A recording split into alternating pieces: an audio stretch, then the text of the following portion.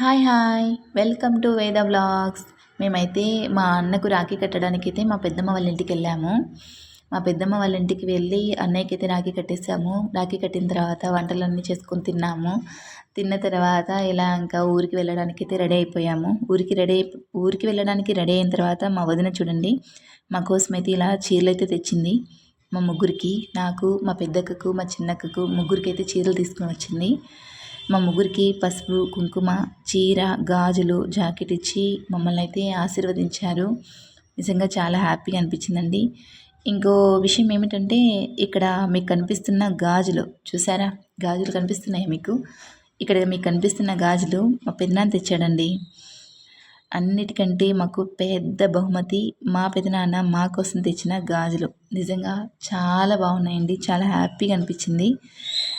మేము వెళ్ళేసరికి మా పెదనాన్న అయితే ఇంట్లో లేడు, ఎక్కడో గుడికి వెళ్ళాడు.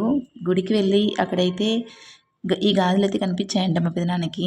పిల్లలు వస్తున్నారు కదా అని మా కోసం అయితే గాజులు తీసుకొచ్చాడు. నిజంగా చాలా హ్యాపీగా అనిపించిందండి. నాకైతే చాలా హ్యాపీగా ఉంది. ఇంకా మా పెద్దమ్మ పెదనాన్న ఆశీర్వాదం అయితే తీసుకున్నాము. ఇంకా అన్న వదినల ఆశీర్వాదం కూడా తీసుకున్నామండి. మా పెద్దమ్మ పెదనాన్నతో పాటు అన్న వదిన ఆశీర్వాదం కూడా తీసుకున్నాము. అందరూ బాగుండాలని మనస్ఫూర్తిగా కోరుకుంటున్నానండి. అందరూ బాగుండాలి, అందులో మేము కూడా ఉండాలి. Okay friends.